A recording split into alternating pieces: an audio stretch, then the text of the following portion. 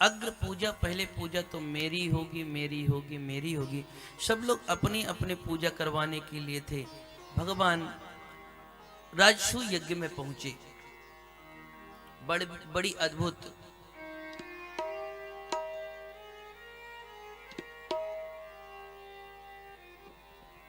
सुधर्मा सभा का निर्माण था और उसमें यही की बात है, इसी राजसूय यज्ञ में ही सभी लोग आए हुए थे।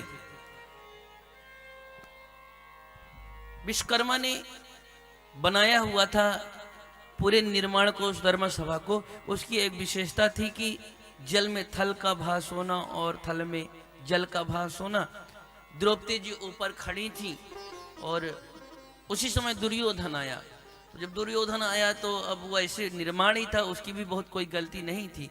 जहां जल था नहीं, जहां थल था वहां जल का भास हुआ तो वो अपने कपड़ों को समेटने लगा, थोड़ी ऊपर कहीं भीग न जाए। और जहां जल था समझ नहीं पाया तो धम्म से गिर गया, भीग गया। ऊपर द्रौपदी जी खड़ी थी तो ऊपर से देख करके उन्होंने हंस लिया। ऐसा उक्ति में है कि अंधे का तो अंधा ही होता है। और यही बात दुर्योधन को सबसे बुरी लग गई। तो कभी कभी हम लोगों की हंसी भी स्वभावतः बदलता नहीं, यद्यप कभी कभी हम लोगों की हंसी भी किसी न किसी अनिष्ट का कारण बन जाती है। इतना हंसना ही इतना बड़ा अनिष्ट हो गया।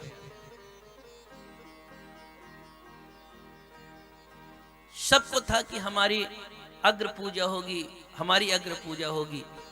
अश्वमेध यज्ञ का घोड़ा छोड़ा गया।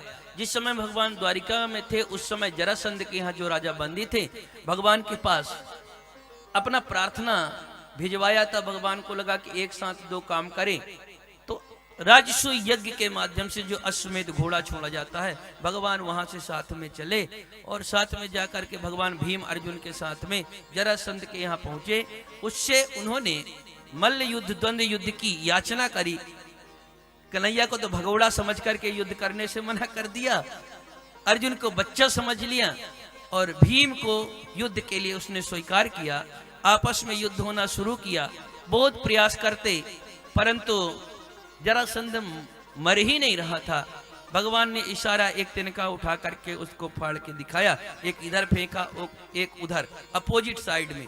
एक तरफ अगर विदीर्ण करके फेंकते तो आकर के दोनों जुड़ जाते, जब उल्टे साइड में फेंका तब पुनः जरासंध की मृत्यु हुई। इस तरह से भगवान ने जरासंध बंदी जनों को भी बचा लिया और साथ में उनको बचाने के बाद राजसूय यज्ञ में भी सम्मिलित हो गए। सब लोगों ने निर्णय किया कि सब लोगों ने मन में विचार किया कि अग्र पूजा कौन हो, तो सब लोग अपने लिए बैठे थे। भगवान पंगत जो बैठी है वो पत्तल उठाने का काम कर रहे हैं, पत्तल उठा रहे हैं भगवान, उनको थोड़ी भी मान नहीं है। पर जब प्रथम पूज्य की बारी आई तो सब लोगों ने कहा कि प्रथम पूज्य तो द्वारिकाधीश भगवान कन्हैया ही है। और लोगों ने तो विरोध नहीं किया, पर उनके बुआ का जो लड़का ही था शिशुपाल, उसने गालियां देना शुरू कर दिया। जैसे गालियां देना हुआ, ये बंचर, ये ग्वाला, ये प्रथम पूज्य हो सकता है हम लोगों के, हम क्षत्रियों के होते हुए। इतनी बात सुनते ही कन्हैया पहले तो सुनते रहे।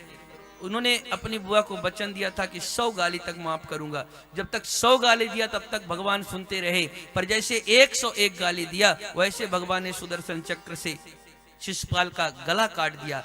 शिशुपाल से एक दिव्य ज्योति निकली और भगवान में भी आकर के समाहित हो गई है। किसी ने पूछा कि आप गाली देने वालों को भी अपने में समाहित करते हैं? भगवान ने कहा गाली दे तो रहा था, पर चिंतन भी तो मेरा ही कर रहा था। वो गाली देके ही भी अगर मुझको चिंतन कोई करेगा तो मुझको बिना पाए कैसे रह सकता है। अग्नि को चाहे आप जान के छुइए चाहे अनजाने में, अग्नि तो जलाएगी ही जलाएगी।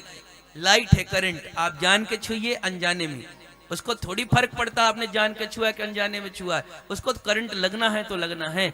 ऐसे भगवान का नाम आप किसी प्रकार से लीजिए, गाली दे करके लीजिए, प्रेम से लीजिए, भगवान का स्मरण रखिए, तो भगवान बिना कल्याण किए रह नहीं सकते। यह भगवान का स्वभाव है।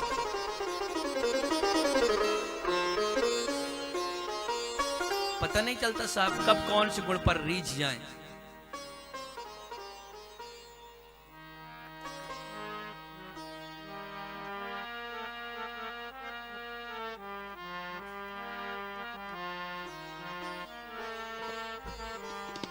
जिसने गालियां दिया भगवान ने उनका भी उद्धार किया।